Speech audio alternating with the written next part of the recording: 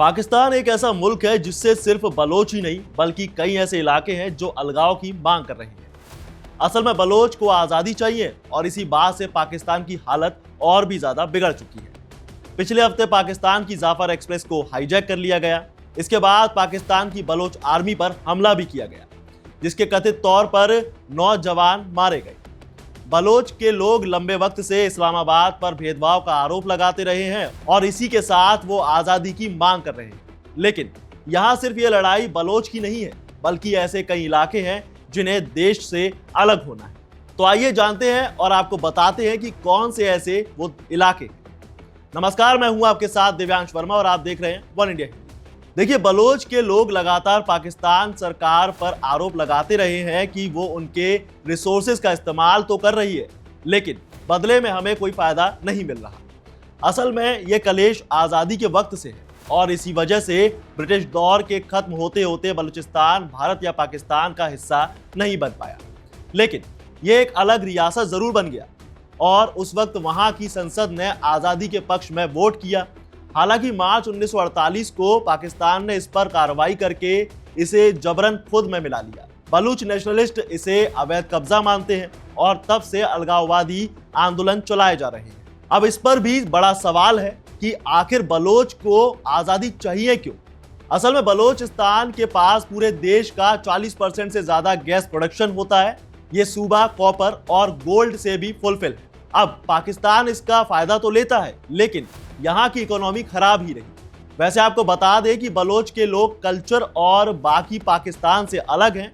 वो बलूची भाषा बोलते हैं, जबकि पाकिस्तान में उर्दू और उर्दू मिक्स पंजाबी चलती है और बलूचियों को डर है कि पाकिस्तान उनकी भाषा भी खत्म कर देगा, क्योंकि ऐसा वो बांग्लादेश के साथ कर चुका है। बड़ी बात यह है कि सबसे बड़ा प्रांत होने के बावजूद इस्लामाबाद की राजनीति और मिलिट्री में इनकी जगह ना के बराबर है। चलिए अब आपको यह भी बता दें कि कौन कौन से संगठन बंटवारे की मांग कर रहे हैं।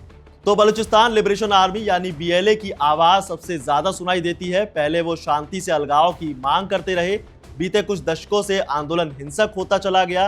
अब पाकिस्तान सरकार ने बलोच इलाके में मौजूद खदानों को चीनी लोगों को लीज पर दे रखा है और बस ये भी एक कलेश की वजह बन गई, जिसकी वजह से बलोच प्रोटेस्टर बम धमाके भी करते रहते हैं और इसीलिए पाकिस्तान ने साल 2006 में ही इसे आतंकी गुट कह दिया था। इसके अलावा बलोच लिबरेशन फ्रंट भी काफी एक्टिव है। 60 के दशक में बना संगठन पाकिस्तानी सेना के खिलाफ गुरिल्ला हमलों के लिए जाना जाता है और बलोच रिपब्लिकन आर्मी भी है, जिसका हमलों का पैटर्न जरा अलग रहा है।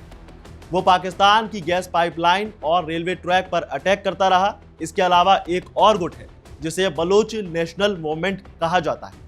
यह अलगाव के लिए डिप्लोमेटिक तरीके अपनाता है और वेस्ट में रहते हुए लोगों के बीच अपनी आवाज बुलंद कर रहा है।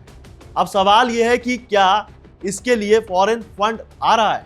तो भाई, बलोच अलगाववादी संगठनों को लेकर कई बार आरोप लगे रहे हैं कि उन्हें विदेशी ताकतों का समर्थन मिल रहा है। जैसे पाकिस्तान का शक अफगानिस्तान पर राज करते हुए तालिबान पर है। तालिबान के आने के बाद से पाकिस्तान में आतंकी घटनाएं तेजी से बढ़ी हैं। पाकिस्तान में ही तहरीक तालिबान है, इसका बलोच गुटों से अच्छा संबंध रहा है। पाकिस्तान कई बार कह चुका है कि TTP ही बलोच लड़ाकों को ट्रेनिंग दे रहा है। ताजा हमलों में भी TTP और बलोच आर्मी साथ नजर आए हैं।